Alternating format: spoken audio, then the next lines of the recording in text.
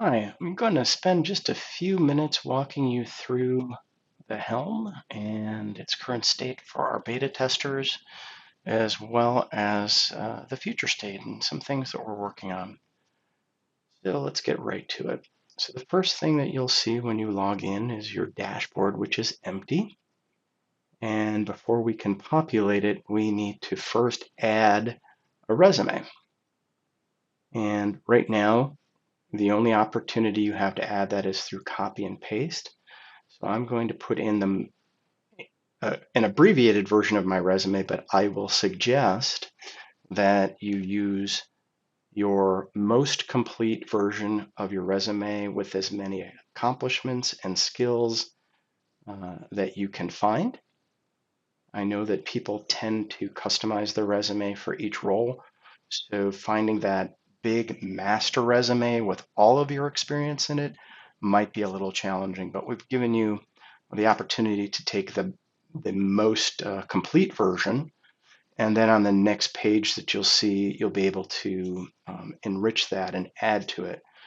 So you can see on the screen, AI is extracting your summary statement, your core competencies, your work experience, and so on. So on this next page, you can see everything that the large language model went out and extracted from your resume. We're going to ignore the summary statement because for every opportunity, we'll rewrite it. The next section here is work experience. And the highlight here is says 2 of the 5 roles that are in here have fewer than 3 accomplishments, and that it's better to have at least 3 for a role to better do matching against.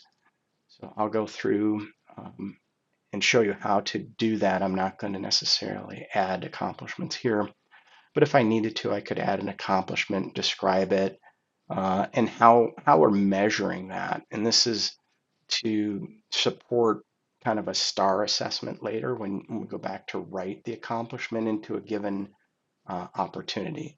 So you can just fill in the accomplishment and we can generate this automatically later. But if you have the metrics and how that's done, I would put that in. For each role, you can also enrich it and provide information about the role. So in this case, I had 85 total reports and 4 direct. Save that change and you can see that that's been updated.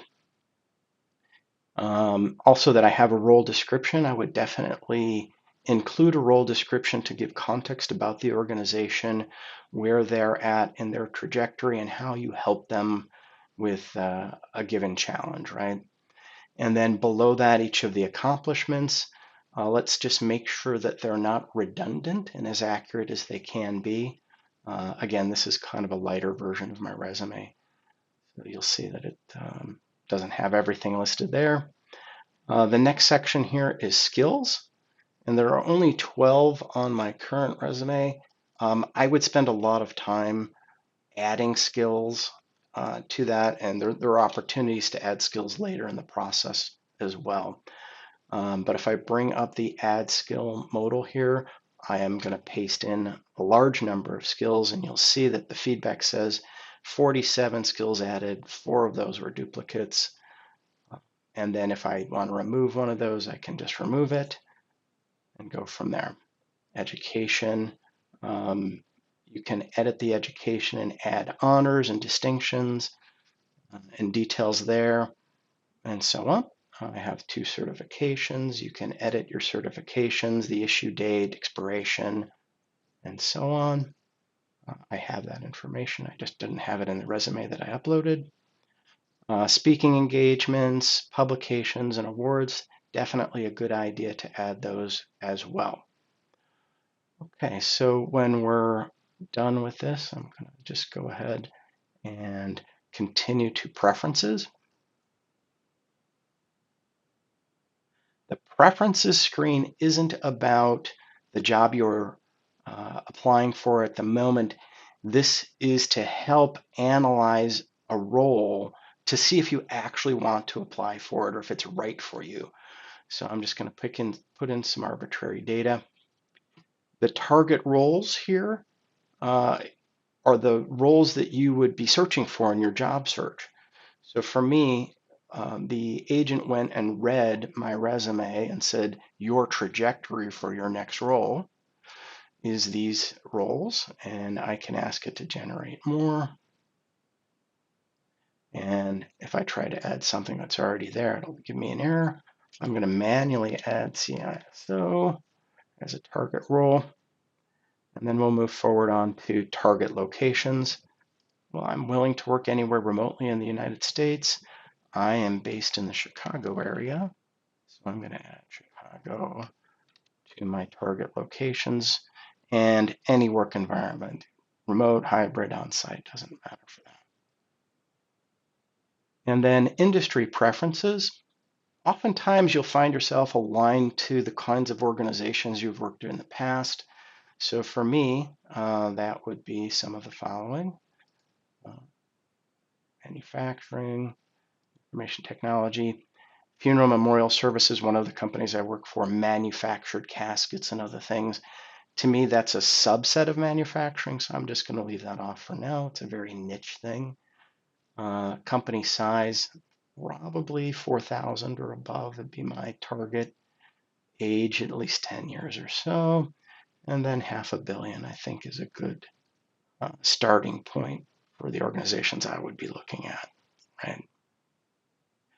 And then I will complete my setup. This sets me up for analyzing opportunities. So I've already pulled some opportunities and copied them off to another text document. But what I'll suggest is when you browse to an opportunity, select the entire page on the website and do a copy and paste. So I'm just going to paste in the opportunity here. If I have the URL, I'll put it in here. And the source is at LinkedIn, company website, etc.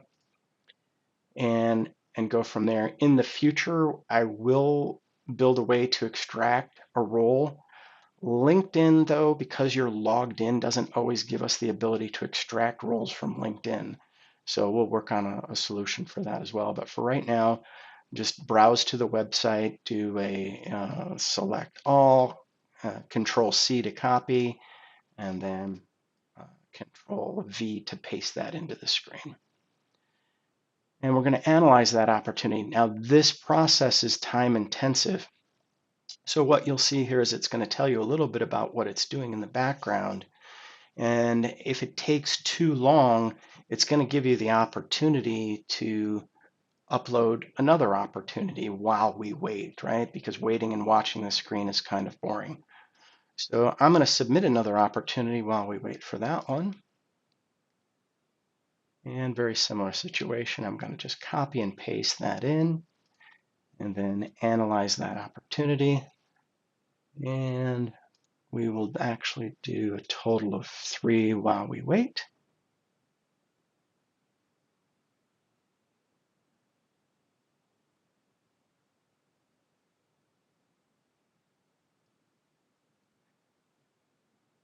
And analyze that opportunity. I'm not going to wait for that to finish. I'm just going to change my URL.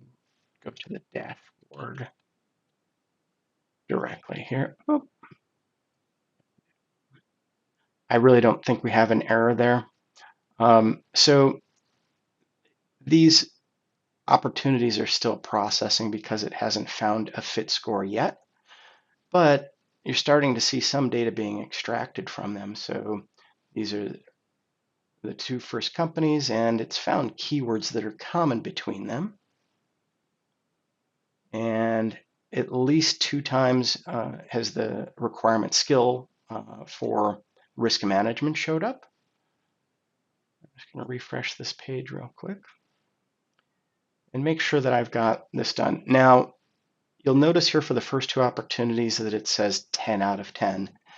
People typically will apply for jobs that they are qualified for. So we'll want to validate that score and understand why it says 10 out of 10. Let's take a look at this one. The first thing here is there were 5 skills identified and 2 experiences, and I had a strong match for all of those. That's good. It evaluated the location of the role. So this particular role is more than 50 miles away from my current location. So it's going to say I'm not aligned. This company did not put in the compensation for the role, so we don't know what that is. The industry here is home appliances, which is actually a subset of manufacturing. I'm going to try and enhance that a little bit and give us the superset and subset of those so we can understand them better. Year over year growth is declining about 10%. But what else do we know about this company? So let's expand the company intelligence page. So the executive leadership here, we've captured that, their culture and values likely from their website. Recent news, so they've unveiled a new $60 million facility in St. Joseph, Michigan. They've put $230 million into expansion facilities in Benton Harbor, and so on. Strategic talking points, these are things that are going on. Accelerated, the priorities here, sorry. And then what's happening in the organization, right? So all good information when you go to do networking and meet with company executives, or in your LinkedIn, try to find people that are willing to talk about maybe some of their pain points and challenges. They're just conversation starters at this point. The next section is a qualitative analysis, and the basic question here is, based on my resume and this job description, how well qualified am I for the role? And it found 5 areas of alignment and 2 areas of opportunity, regional experience, and a gap in the location. So I mentioned different working in different regions and different business units. I have this experience, it's not in the current resume bank, so that's something I want to look at. The next section is a qualitative analysis, and if we go back up here and look at the 5 skills and 2 experiences, that should be directly matched here, where it went and compared my resume bank to the requirements. Cybersecurity management was an excellent item. Highlighted in red means it's a requirement, right? Highlighted in red is required. And why does it say 10 out of 10? Well, I have 2 matches. One is a skill match and one is a role. So the role directly involves managed cybersecurity and engineering and so on. And you can go down the list in a similar way. So this one had a requirement and a preferred kind of piece, and I matched twice again. And those matches are important because we're going to need those matches when we go to draft the resume. And you can go down to experience, computer science, information systems. It says it's a partial match.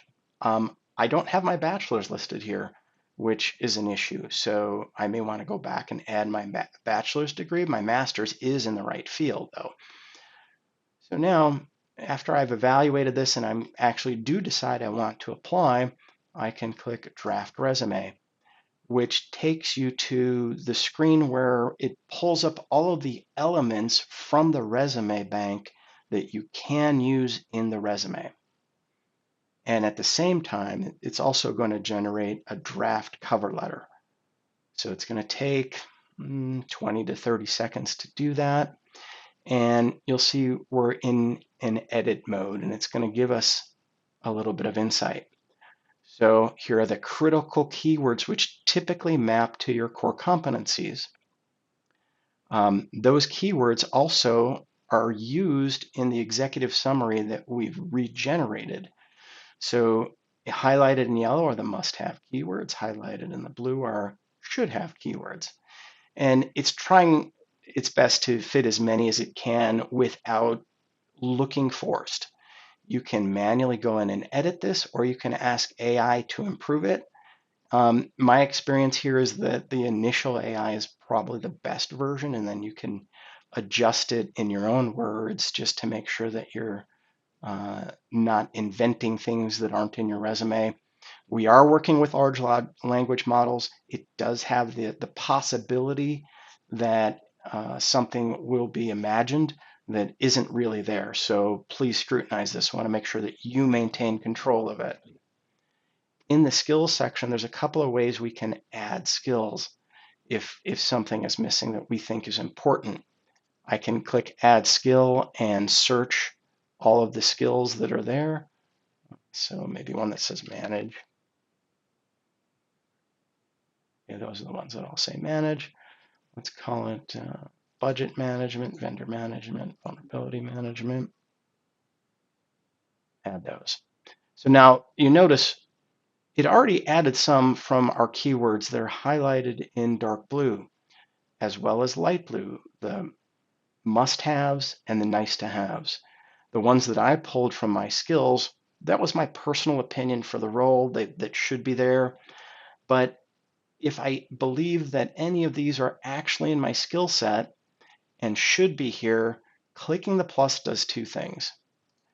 It will take that skill and add it to the draft resume, as well as update my resume bank with that skill so that on future opportunities, if that skill is required,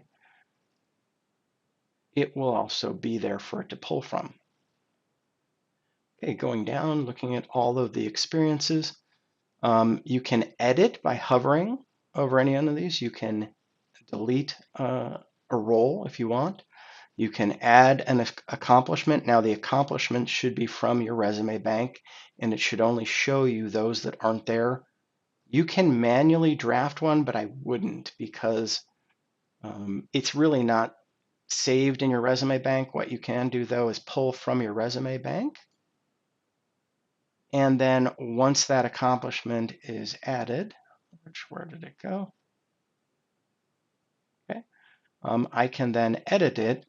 And now I can use AI to improve that accomplishment. And what it's going to do is use the STAR methodology to try and pull out exact metrics, right?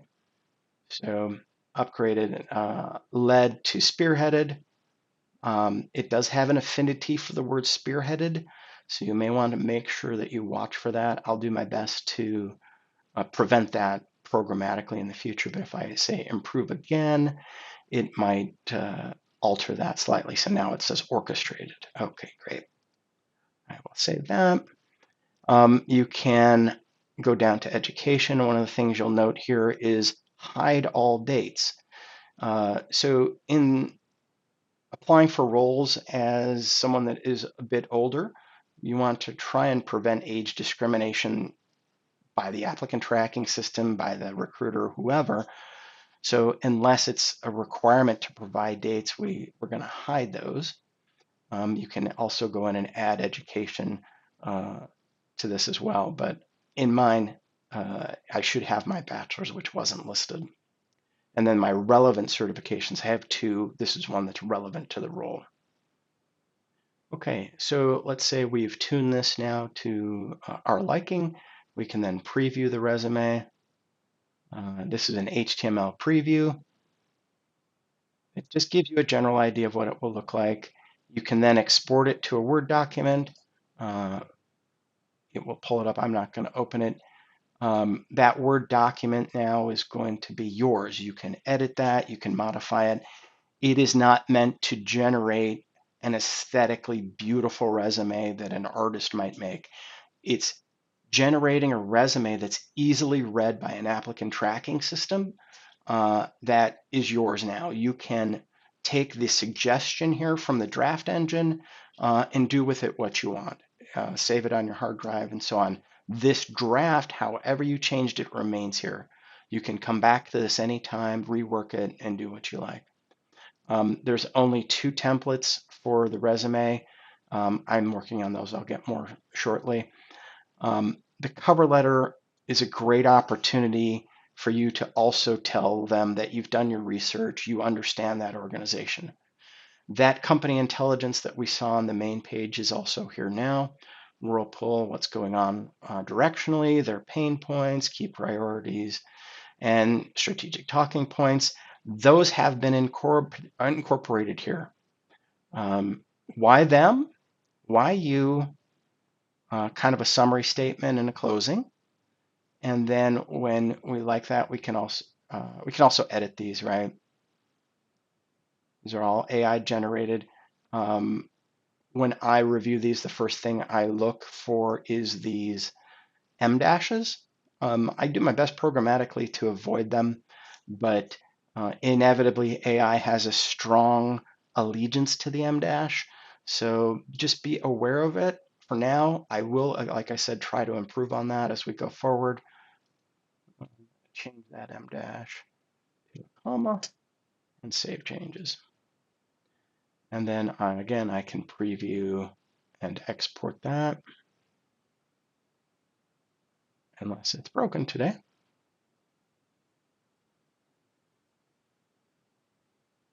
Oh, I'm sorry, I'm bouncing between the wrong screens. Preview and export. Here we go. Here it is with the date, my information, uh, and so on. And we can export it as a Word document.